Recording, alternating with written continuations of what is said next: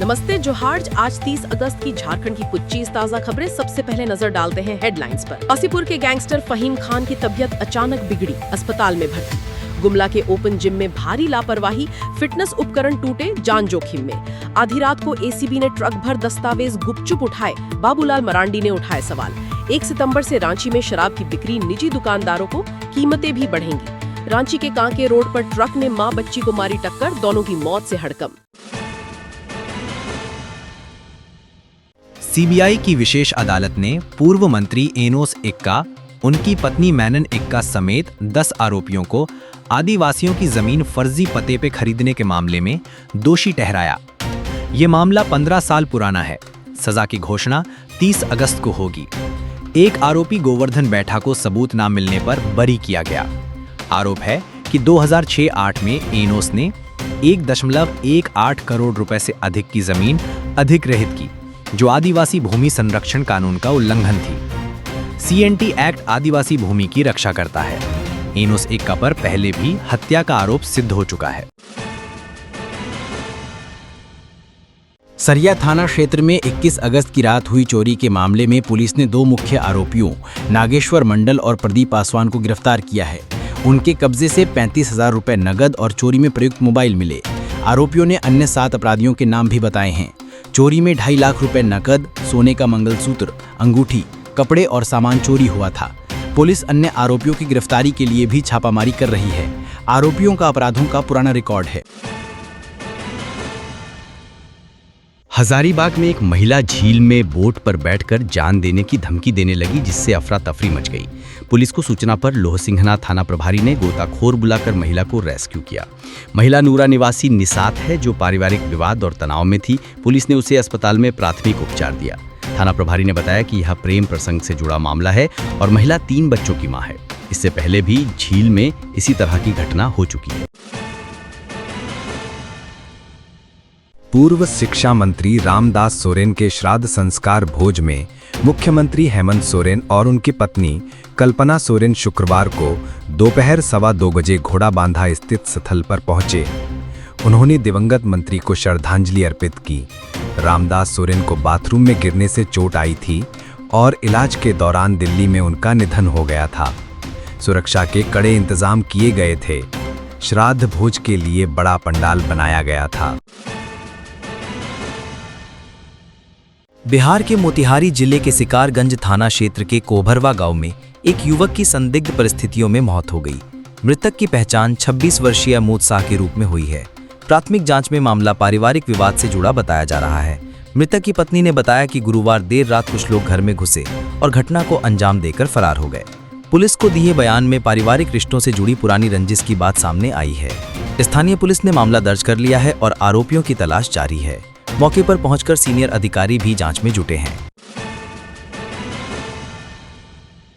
दुमका जिले के जामा थाना क्षेत्र में मयूराक्षी नदी के बापूपुर तट पर 4 युवकों के डूबने से मौत हो गई। चारों दोस्त एक ही स्कूल में पढ़ते थे। पुलिस ने एक युवक कृष्णा सिंह का शव बरामद किया है। बाकी 3 की तलाश जारी है। एनडीआरएफ की टीम भी सर्च अभियान में लगी है। परिजन बेहद दुखी हैं। मोबाइल और कपड़े नदी किनारे मिले थे, जिसके बाद पुलिस ने सर्च ऑपरेशन तेज किया। झारखंड के कद्दावर नेता और जमशेदपुर पश्चिम के जदयू विधायक सरयू राय ने एनडीए गठबंधन को मजबूती देने के लिए रणनीतिक और समन्वयपूर्ण दृष्टिकोण अपनाने की सलाह दी।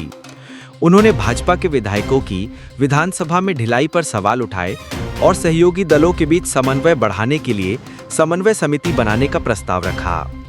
सरयू राय का राजनीतिक सफर सफल रहा है। वे झारखंड और बिहार में प्रभावी भूमिका निभा चुके हैं। कुख्यात अपराधी मयंक सिंह से लगातार तीसरे दिन एटीएस पूछताछ। अमन साव गिरोह के अपराधी सुनील सिंह मीना उर्फ मयंक सिंह से धुरवा स्थित एटीएस मुख्यालय में पूछताछ जारी है। उसने झारखंड के 50 कारोबारियों से रंगदारी मांगने की बात स्वीकार की है। रायपुर में फायरिंग में भी उसके शामिल होने की आशंका है। मयंक सिंह को 23 अगस्त को अजरबैजान से प्रत्यर्पित कर रांची लाया गया था। उसके खिलाफ झारखंड में 48 रंगदारी मामले दर्ज हैं। भाजपा प्रदेश अध्यक्ष और नेता प्रतिपक्ष बाबूलाल मरांडी ने शराब घोटाले से जुड़े दस्तावेजों को एसीबी द्वारा हटाने का आरोप लगाया है। मरांडी ने इसे सत्ता संरक्षण की साजिश बताया और मुख्यमंत्री से मामले की जांच कराने की मांग की। शराब नीति के तहत 2022 में हुए इस घोटाले में सरकारी खजाने को भारी नुकसान पहुंचा। एसीबी ने कई बड़े अधिकारियों को गिरफ्तार किया है, लेकिन जांच में ढिलाई के आरोप भी लगे हैं।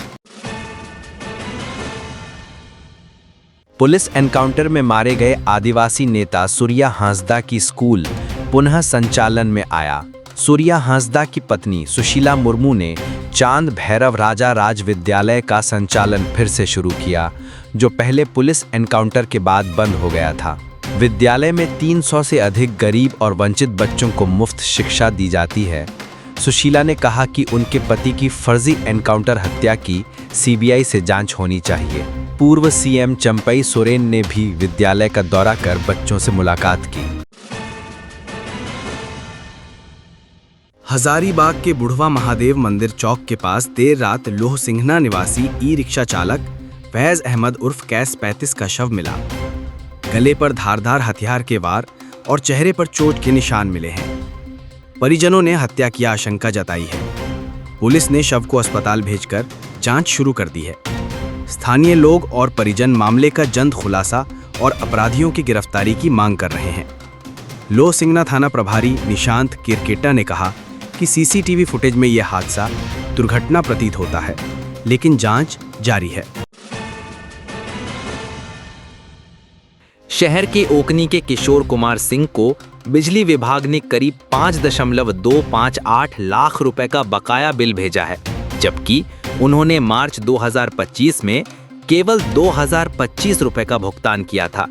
अप्रैल में स्मार्ट मीटर लगाने के बाद अचानक बिल में भारी बढ़ोतरी हुई।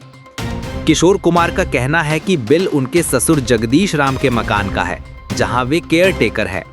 विभाग टाल मटोल कर रहा है। सीपीएम नेता गणेश कुमार सीटू ने पीड़ित को न्याय दिलाने की मांग की है। दिल्ली के मेदांता अस्पताल में भर्ती मंत्री हफीजुल हसन की तबीयत में सुधार हुआ है। वे बाईपास सर्जरी के बाद बेहतर देखरेख के लिए दिल्ली लाए गए थे। उनके छोटे भाई एकराम हसन ने बताया कि स्वास्थ्य स्थिति में सुधार है। मुख्यमंत्री हेमंत सोरेन समेत कई मंत्री पारस अस्पताल में उनकी कुशल क्षेम जानने गए थे। मंत्री के परिवार वाले भी दिल्ली में मौजूद हैं। कार्मिक एवं प्रशासनिक सुधार विभाग के सचिव प्रवीण टोप्पो की अध्यक्षता में हुई डीपीसी बैठक में 100+ सहायक प्रशाखा पदाधिकारियों को प्रोन्नति देने की सिफारिश की गई। स्थानांतरित 221 पदाधिकारियों को 1 सितंबर से स्वतः विरमित करने का आदेश जारी हुआ। अगस्त माह का वेतन संबंधित विभाग से दिया जाएगा। अधिसूचना जल्द जारी की जाएगी। पेसा एक्ट के तहत ग्राम सभाओं को प्रतिवर्ष 2 लाख रुपए देने के कांग्रेस सुझाव से नियमावली बनाने में अड़चनें बढ़ गई हैं। राज्य में लगभग 20-22 हजार ग्राम सभा हैं, जिससे 400 करोड़ रुपए की अतिरिक्त व्यय व्यवस्था करनी पड़ेगी। कई विभाग नियमावली पर मंतव्य नहीं दे रहे हैं, जबकि हाईकोर्ट में 9 सितंबर को सुनवाई है। कांग्रेस कोरम के लिए आधे सदस्यों की उपस्थिति को अनिवार्य कराना चाहती है, जो केंद्र के मॉडल से भिन्न है। झारखंड और उड़ीसा को छोड़ बाकी राज्यों ने पेसा नियमावली बना ली है। पूर्वी सिंहभूम जिले के 3 ब्लॉकों में ग्राम पंचायत हेल्प डेस्क की शुरुआत हुई है। टीएसआरडी के सहयोग से चल रही यह पहल ग्रामीणों को मनरेगा, पेंशन, आवास योजनाओं की जानकारी देती है। महिला सहायकों द्वारा संचालित ये डेस्क ग्रामीणों को दस्तावेजों और सरकारी सेवाओं में मदद करती हैं। सरकार ने जनवरी 2024 से सभी पंचायतों में इसे अनिवार्य कर दिया है। ये पहल महिला सशक्तिकरण और रोजगार का भी माध्यम बन रही है। दुमका के काठीकुंड प्रखंड में 25 अगस्त को 5 युवकों ने नाबालिग पहाड़िया लड़की के साथ सामूहिक दुष्कर्म किया। राष्ट्रीय अनुसूचित जनजाति आयोग ने डॉक्टर आशा लकड़ा के निर्देश पर स्वतः संज्ञान लेकर कार्रवाई शुरू कर दी है। आयोग ने उपायुक्त और पुलिस अधीक्षक से 7 दिनों में रिपोर्ट मांगी है। गुमला के किसानों ने यूरिया की कमी और महंगे दामों के विरोध में टावर चौक जाम किया। किसानों का कहना है कि खाद न मिलने से उनकी धान की फसल बर्बाद हो सकती है। जिला कृषि अधिकारी मौके पर पहुंचे और किसानों को समझाने का प्रयास किया। आंदोलन की अगुवाई सामाजिक कार्यकर्ता देवकी देवी कर रही थी। बगोदर थाना क्षेत्र के अटका कुबरी टांड गांव में पुलिस ने छापामारी कर अवैध अंग्रेजी शराब फैक्ट्री जब्त की। 150 लीटर स्प्रिट, हजारों बोतलें, पैकिंग सामग्री, एक कार और मोबाइल फोन भी जब्त हुए। 3 आरोपियों छोटी साव, विकास कुमार और आकाश कुमार को गिरफ्तार कर कांड दर्ज कर आगे कार्रवाई जारी है। राज्यपाल संतोष कुमार गंगवार ने घोड़ा बांधा में स्व रामदास सोरेन के श्राद्ध कर्म संस्कार भोज में भाग लिया। उन्होंने परिवार को सांत्वना दी और मुख्यमंत्री हेमंत सोरेन के आने की संभावना के बीच सुरक्षा कड़ी कर दी गई। शोक समारोह में कई वीआईपी मौजूद थे और विशेष पंडाल की व्यवस्था की गई थी। वासेपुर के गैंगस्टर फहीम खान की अचानक तबीयत खराब होने पर उसे घाघड़ी केंद्रीय कारा से एमजीएम अस्पताल लाया गया। जेल प्रशासन ने इलाज के लिए तुरंत कार्रवाई की। अस्पताल परिसर में सुरक्षा कड़ी कर दी गई है। फहीम खान फिलहाल जेल में सजा काट रहा है। डॉक्टरों की टीम उसकी सेहत पर लगातार नजर रख रही है। सुरक्षा के मद्देनजर पुलिस बल अस्पताल में तैनात है। गुमला जिले में 2 साल पहले स्थापित ओपन जिमों की हालत बेहद खराब हो गई है। मशीनें टूट फूट के कगार पर हैं और कोई मेंटेनेंस नहीं हुआ। जिम्मेदारी लेने वाली कंपनी ने अपनी जिम्मेदारी पूरी नहीं की है। स्थानीय लोग प्रशासन से जिमों की मरम्मत और नियमित रखरखाव की मांग कर रहे हैं। जिला परिषद और इंजीनियर भी निरीक्षण में कमी दिखा रहे हैं।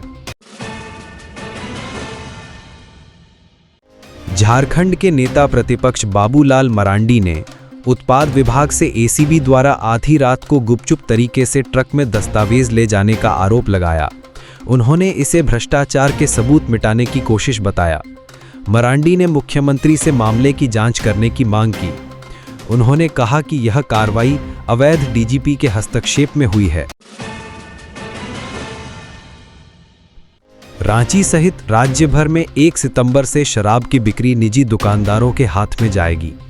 नई उत्पाद नियमावली 2025 के तहत शराब और बियर की कीमतें बढ़ेंगी। बियर की कीमतों में 20 रुपए तक की बढ़ोतरी हुई है। वैट नियम को लेकर दुकानदारों में असमंजस है, जिससे स्टॉक की उपलब्धता पर असर पड़ सकता है। उत्पाद विभाग ने सभी आवश्यक तैयारियां पूरी कर ली हैं। रांची के कानके रोड इलाके में एक 407 ट्रक ने स्कूटी सवार मां बच्ची को टक्कर मार दी। दोनों की मौके पर ही मौत हो गई। महिला अपनी बच्ची को स्कूल छोड़ने जा रही थी। हादसे के बाद लोग आक्रोशित होकर सड़क जाम कर दिए। पुलिस ने मामले की जांच शुरू कर दी है। इलाके में तनाव का माहौल है। अगर आपको ये खबरें जानकारी पूर्ण लगी हों तो हमारे चैनल को जरूर सब्सक्राइब करें और बेल आइकन दबाएं ताकि झारखंड की हर बड़ी खबर सबसे पहले आप तक पहुंचे।